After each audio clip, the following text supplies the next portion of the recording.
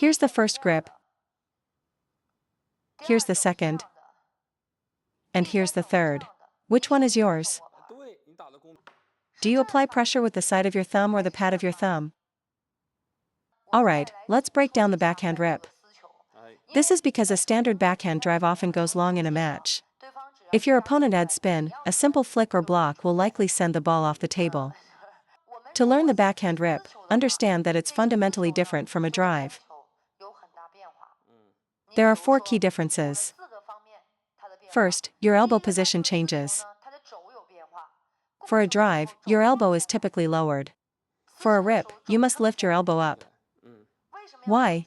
Lifting the elbow allows for proper forearm rotation inward and outward. This elbow adjustment is the most significant change. On a drive, the elbow is down. On a rip, the elbow is up. You must also lift your elbow to brush the upper half of the ball, as this is a friction-based technique. So, raising your elbow is the first critical point. When I first started practicing this, my arm would get sore after just a dozen shots. You can use a light dumbbell to build stability here. An unstable, weak, or flapping elbow is due to a lack of supporting strength. Hold a light dumbbell, not too heavy, to avoid injury. Once you build that strength and your elbow is stable, your stroke consistency will improve dramatically. That's point 1. Now for point 2, take a look. Let's focus on the shakehand grip. Here's the first grip. Here's the second. And here's the third. Which one is yours? Let me demonstrate a few backhand rips. Can you tell if I'm using my fingers to generate power? The friction and quality of the shot are generated by your fingers, not your wrist. It comes from the fingers. Let me explain my backhand. As you can see from my rubber, this area is completely worn down from my grip.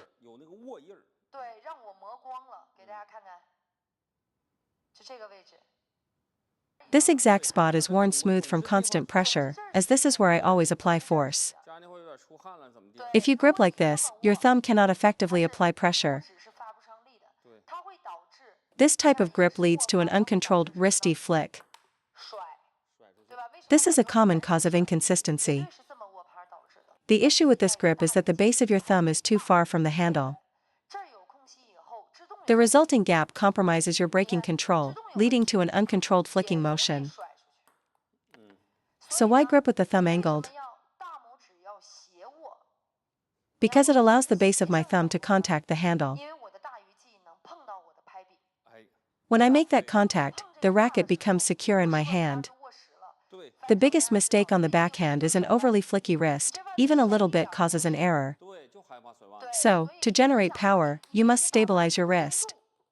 How do you stabilize it? The base of your thumb and your fingers must actively grip the racket. You can't have a gap. A gap causes instability and weak contact. You must grip it firmly like this. When you angle your thumb diagonally upwards, you'll feel a much more solid finger grip. The base of your thumb connects to the handle, which prevents wobbling. Now, let me ask you this: do you apply pressure with the side of your thumb or the pad of your thumb? If you use the side of your thumb, there will still be a gap at the base. Only by pressing down with the pad of your thumb can you close that gap. Using the side of your thumb will always leave a space, as you can't get close enough. Therefore, you must apply pressure with the pad of your thumb. Let me demonstrate. Can you tell I'm using my thumb for power? When transitioning from forehand to backhand, you must adjust your grip to favor the backhand. A neutral grip compromises both strokes. I use the pad of my thumb to press down, allowing the base to lock against the racket face for a stable contact. You can see how the muscle here becomes very tense and engaged. This creates an extremely stable framework for the backhand.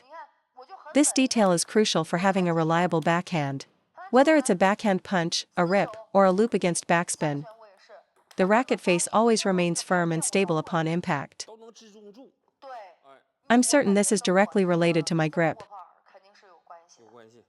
Some players ask, what about my forehand with this grip? The answer is, you have to adjust. If you try to play a backhand with a forehand grip, your backhand will suffer. Don't be lazy about this. I can tell you with certainty that every professional player adjusts their grip between forehand and backhand. You can't skip this adjustment. If you don't, you'll either have a good forehand and a bad backhand, or vice versa. Okay, let's summarize. The first key point is, your thumb should be positioned diagonally upwards on the racket. When you generate power, press with the pad of your thumb, making sure the base of your thumb is snug against the handle. The third major difference, why can't you grip the ball when you rip? It's because a drive simply involves hitting through the ball, which is sufficient. The rip, however, requires you to draw the racket back towards your body. Now, I previously said not to get too close, and that applies to your arm. However, your racket face can come in close. This inward motion is for friction, and the forward motion is for the follow-through. Starting too far forward prevents proper brushing. If you do, you'll just end up flicking the ball out. So, for the rip, you must bring the racket back. Watch pros, they have a significant inward backswing. This inward path is for generating friction, and then you follow through. It's the same principle as the forehand. If you try to create friction too far in front, you'll just push the ball. So bring it back slightly, as if you're absorbing the ball. I do this for my loops as well. Many players make this mistake on backspin balls too, contacting the ball at the end of their stroke, which feels powerless.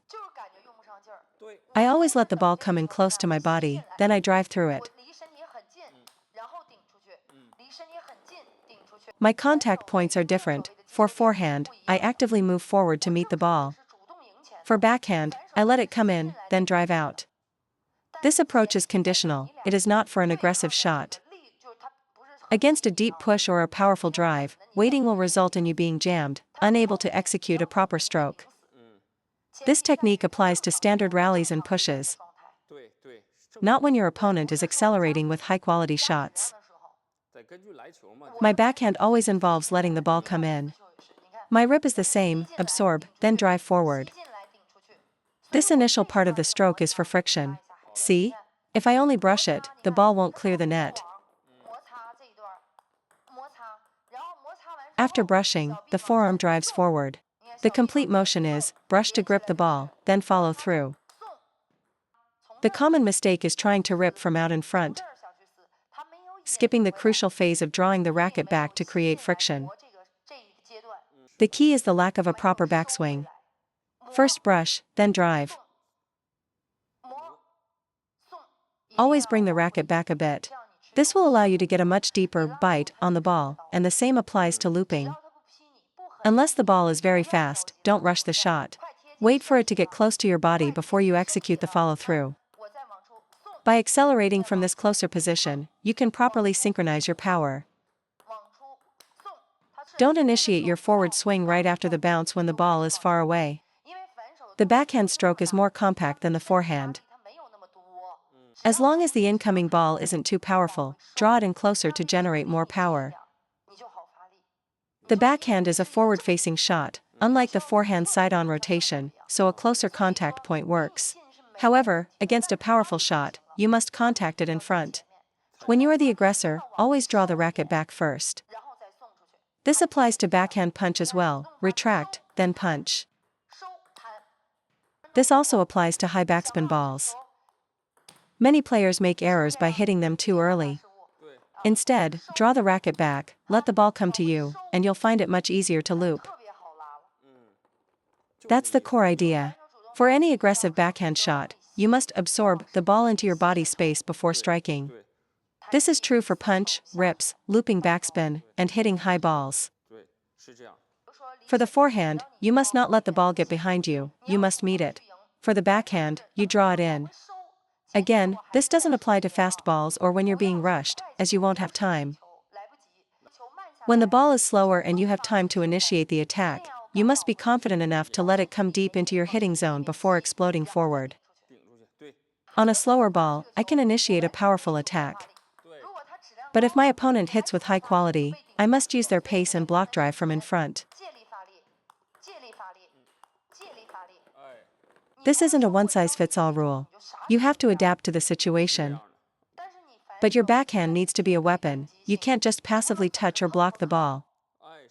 You need an aggressive option, because you can't rely only on your forehand, especially if you can't get into position.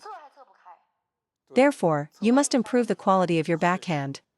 The fourth and most important point, and the secret to my backhand power, is that I separate the motion of my forearm and upper arm. Most players move them together as a single lever, like a stick. I move them in sequence. Right now, most of you are moving everything forward or upward at once. There's no separation. Watch my forearm closely. Whether I'm punching, ripping a topspin ball, or looping a backspin ball.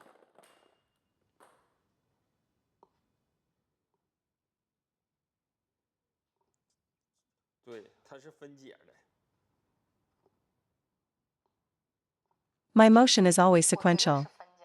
It's not one single motion forward or upward. It's a clear 1, then 2 sequence. My forearm acts like a whip or a nunchaku, it's snapped forward. Watch closely. This is how you generate power and high-quality shots. You have to think of your forearm as the second section of a nunchaku. It needs to have that whipping action. When the motion is broken into 1-2, you get power. If it's all at once, there's no power. As a beginner, even with my non-dominant hand, I can practice this. Instead of just pushing the ball, I'll use my forearm for a second acceleration. First, I just focus on feeling that separation between my upper arm and forearm. Once I speed this up, the shot will naturally have more quality. It's the same principle as the forehand. By following this method, even with my non-dominant hand, I can start to develop the right feeling. Once I've mastered this feeling, my backhand will naturally improve. Okay, let's recap the 4 key points for the backhand rip. First, the elbow. For a drive, elbow down. For a rip, elbow up. Second, for the shakehand grip, angle your thumb and apply pressure with the pad, keeping the base of your thumb on the handle. Third, when initiating an attack, whether it's a rip or a loop, absorb the ball into your body first, then execute the shot. And fourth, to generate real power, separate the actions of your upper arm and forearm to create a second acceleration.